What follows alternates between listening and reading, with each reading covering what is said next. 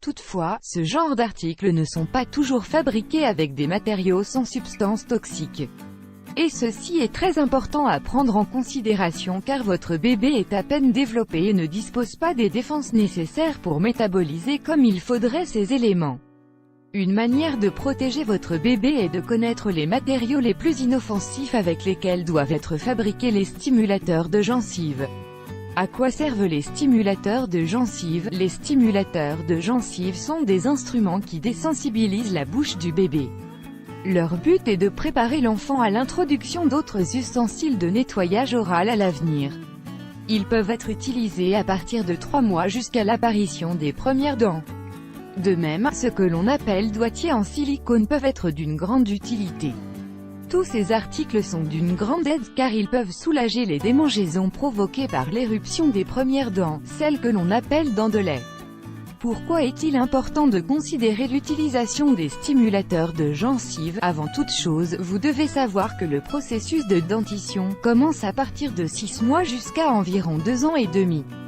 Pendant cette période, les bébés peuvent souffrir des symptômes suivants: gencives gonflées, constipation, sensibilité, bave plus que d'habitude, hypersalivation, fièvre légère, 38 degrés Celsius, manque d'appétit, rougeur ou irritation. Des joues, insomnie, irascibilité. Des articles comme les doigtiers en silicone aident à soulager les douleurs intenses que les bébés peuvent ressentir sur cette zone d'éruption dentaire.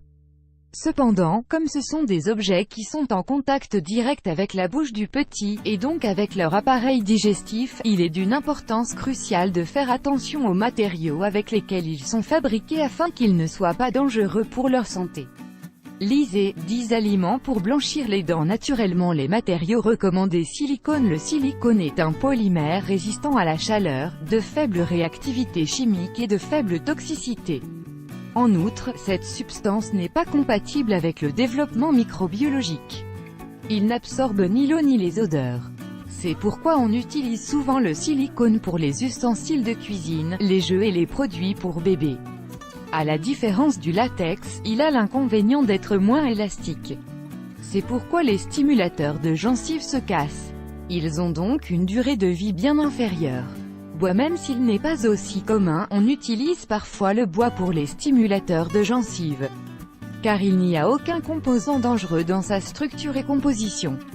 Cependant, vous devez faire attention que le bois n'ait pas été traité avec des vernis toxiques ou des peintures.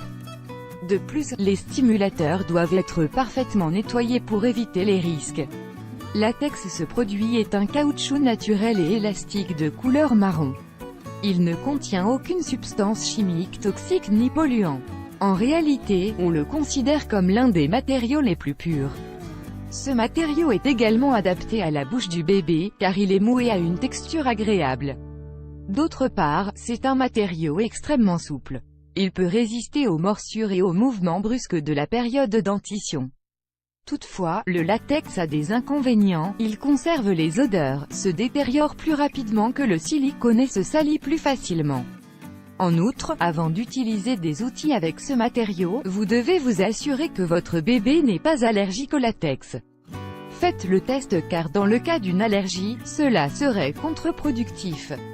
Lisez les 10 allergies cutanées les plus communes. Polypropylène (ouvrante PP fermante). C'est l'un des plastiques les plus sûrs et les plus versatiles. De fait, il est considéré comme un plastique écologique. En plus de sa résistance à la corrosion, il est inodore, stérilisable et non toxique. Il est souvent utilisé dans l'industrie des jouets, des récipients pour aliments, de la médecine, des produits chimiques, entre autres utilisations pour son innocuité. De nos jours, il est devenu un substituant au bisphénol A dans la fabrication des biberons.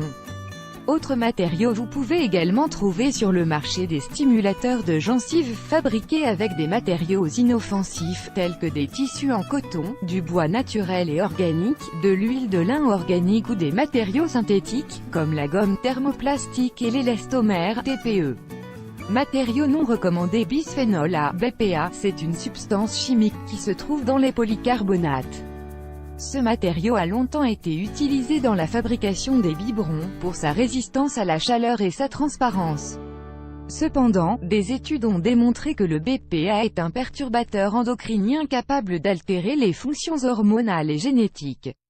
À la suite de cela, depuis 2011, l'Union européenne a interdit la commercialisation des biberons fabriqués avec du BPA, directive numéro 2011/8e EU. Phtalates. Les phtalates sont des composés chimiques ajoutés au plastique pour augmenter leur souplesse. On les trouve régulièrement dans des produits plastiques fabriqués avec du PVC. Toutefois, certaines classes de ce matériau ont été classées comme cancérigènes, mutagènes et reprotoxiques. À la suite de cela, son utilisation a été complètement écartée. Colliers d'ambre. De nos jours, les colliers d'ambre sont devenus un remède populaire pendant la période de poussée de dents des petits. On suppose qu'ils contiennent de petites quantités d'acide succinique, une substance qui a un effet analgésique. Cependant, il n'existe aucune information scientifique prouvant ses propriétés. De fait, des spécialistes font appel autant aux médecins qu'aux parents de famille, afin d'évaluer les risques qu'implique l'utilisation des colliers d'ambre. Pour quelles raisons? Ceci est dû aux fortes probabilités de strangulation et d'asphyxie chez les petits. Bien que la décision finale appartienne aux parents, il est important d'éviter les risques inutiles et de chercher des alternatives sûres pour le bébé. Dans le cas des colliers d'ambre, le soulagement supposé qu'ils apportent au bébé est incomparable face aux conséquences d'un accident. Réflexion. Comme vous pouvez le voir, il est d'une importance cruciale de faire attention à tout ce que votre petit peut mettre dans sa bouche. Surtout, pensez à vous informer quand vous achetez des produits pour son hygiène. Et rappelez-vous que, si vous avez besoin d'aide,